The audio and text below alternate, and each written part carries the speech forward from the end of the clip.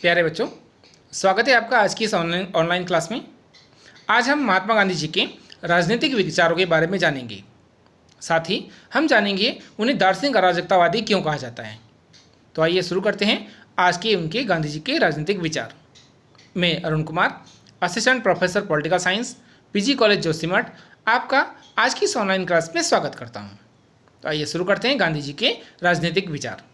सबसे पहले हम राज्यविहीन समाज तथा आदर्श राज्य की अवधारणा के बारे में जानेंगे। गांधी जी आखिर क्यों राज्यविहीन समाज की कल्पना करते हैं। प्यारे बच्चों, जो गांधी जी थे वो परंपरागत अर्थों में राजनीतिक दार्शनिक नहीं थे और न ही कभी उन्होंने ऐसा होने का दावा भी किया है। लेकिन जो गांधी जी का चिंतन है, जो कर्म प्रधानता है, वो उनके उद्देश्यों के हिसाब से सदैव उन्हें एक दार्शनिक अराजकतावादी के रूप में स्थापित करती है। उसका एक कारण है, क्योंकि जो गांधी जी है उन्होंने राज्य संबंधी जो अवधारणा दी है वो राज्यविहीन अवधारणा दी है, जिसके कारण गांधी जी को दार्शनिक अराजकतावादी भी कहा जाता है। अब गांधी जी राज्य को राज्यविहीन अवधारणा के अंतर्गत क्यों शामिल करना चाहते हैं, उसको जान लेते हैं। सबसे पहली बात तो आप ये जान लीजिए कि महात्मा गांधी जी राज्य के विरोधी थे।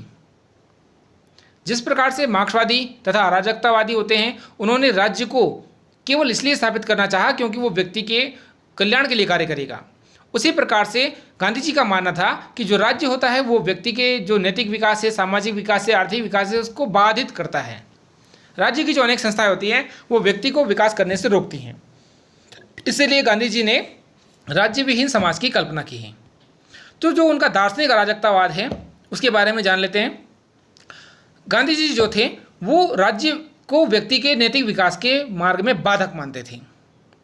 बाधक इसलिए क्योंकि राज्य के पास सेना होती है या अन्य संस्थाएं होती हैं और वो प्रत्येक व्यक्ति को कार्य करने से या उनके अंदर भय उत्पन्न करती है, जिससे वो अपना जो सही कार्य भी है उसको नहीं कर पाते। राज्य अनैतिक इसलिए भी है क्योंकि वो हमें सब कार्य करने की इच्छा नहीं देता, वरन दंड के भय से या कानून के भय से व्यक्ति के कार्य को करने से वो उसे बाधित करता है, उसके मार्ग को, प्रगति को अवरुद्ध करता है। जो दूसरा विचार है गांधी जी का वो है कि राज्य का विरोध हमें इसलिए भी करना चाहिए क्योंकि राज्य हिंसा पर आधारित है और गांधी जी का विचार सदैव अहिंसक है। राज्य पाशविक शक्ति पर आधारित है क्योंकि वो मानते हैं कि राज्य कितना ही अधिक लोकतंत्रात्मक क्यों ना हो, उसका आधार सेना और पुलिस और उसका पाशविक बल अवश्य होता है। गांधी जी अहिंसा के पुजारी थे, इसलिए वो हिंसा रूपी जो राज्य है, हिंसा मूलक जो राज्य है, उसका निरंतर विरोध करते थे। जो तीसरी बात है उनका विरोध करने का कारण, राज्यविहीन अवधारणा के कारण, वो था उनका अधिकारों में निरंतर वृद्धि होना। आप सभी जानते हैं जो राज्य होता है उसके अधिकारों में निरंतर वृद्धि होती रहती है और वृद्धि होने के कारण वह राज्य लोगों को कम से कम लाभ पहुंचाता है और उनको हानि पहुंचाता है।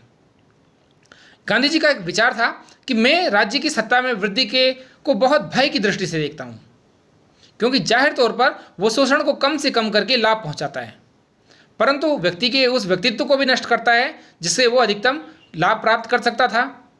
आप आज भी देखते होंगे जो नागरिकों को संविधान बनने के बाद मौलिक अधिकार दिए गए हैं वो मनुष्य के व्यक्ति से जुड़े हैं, लेकिन जो नीति निर्देशक तत्व हैं उसको राज्य से जोड़ा गया है और राज्य नीति निर्देशक तत्वों का ठीक प्रकार से पालन नहीं करता, इसलिए राज्य को वो समाप्त करना चाहते हैं। अगर हम बात करें समान कार्य के लिए समान वेतन, तो राज्य की अवधारणा है कि राज्य को समान कार्य के लिए समान वेतन देना चाहिए, लेकिन राज्य उपलब्ध नहीं कराता। समान सिविल संहिता की हम बात करते हैं तो वो राज्य उपलब्ध नहीं कराता। लोक कल्याणकारी राज्य की हम बात करते हैं तो कुछ क्षेत्रों में लोक कल्याण होता है और अधिकांश क्षेत्रों में भ्रष्टाचार पाया जाता है। ये वर्तमान के कुछ कारण हैं और यही कारण थे कि गांधी जी ने इनको राज्यविहीन समाज की कल्पना करने के लिए विवश किया। गांधी जी को दार्शनिक अराजकतावादी भी कहा जाता है। राज्य के संबंध में जो गांधी जी की विचारधारा है वो दो दार्शनिक थे मुख्य रूप से, क्रोपाटकिन और टॉल्स्टॉय, लियो टॉल्स्टॉय। तो क्रोपाटकिन और टॉल्स्टॉय के जो विचार थे, जो अराजकतावादी थे, उनसे मिलते जुलते हैं। गांधी जी राज्य को एक ऐसी हिंसक संस्था मानते हैं जिसका कार्य निर्धन वर्गों का शोषण करना है। राज्य के द्वारा नैतिकता का हनन किया जाता है, अतः या तो राज्य को समाप्त कर दिया जाना चाहिए या उसे किसी व्यक्ति रूपी पुस्तक का अंतिम अध्याय बना देना चाहिए। गांधी जी का मानना था कि राज्य केंद्रित और संगठित रूप से हिंसा का प्रतिनिधित्व करता है। व्यक्ति एक सचेतन आत्मवान प्राणी है, किंतु राज्य एक ऐसा आत्महीन यंत्र है जिसे हिंसा से पृथक नहीं किया जा सकता, क्योंकि इसकी उत्पत्ति ही हिंसा से हुई है। तो इसलिए गांधी जी का विचार था कि राज्य को समाप्त कर देना चाहिए। प्यारे बच्चों, गांधी जी का विचार है कि जो जीवन होता है वो स्वच्छ, निर्मल और सादा होता है, निष्पक्ष, निष्कपट होता है। ना बड़े बड़े नगर होंगे भविष्य में, न बड़ी बड़ी गंदी बस्तियां होंगी, आधुनिक सभ्यता की तड़क भड़क भी नहीं होगी, न ही उससे उत्पन्न रोग होंगे, न ही बड़ी बड़ी मशीनें होंगी और न ही मनुष्य का शोषण होगा। और ये सब कब होगा? जब राज्य नहीं होगा। तो आप सभी जानते हैं कि जो गांधी जी हैं वो राज्य का अंत करना चाहते थे और उनका जो विचार था गांधी जी का वो था कि राज्य को किसी भी तरह से समाप्त कर दिया जाए। राज्य का अगर अस्तित्व बनाए रखना आवश्यक भी हो तो वो क्षेत्र बहुत कम होना चाहिए, न्यूनतम होना चाहिए। अगर न्यूनतम राज्य होगा तो वह ठीक प्रकार से व्यक्ति को कार्य करने देगा।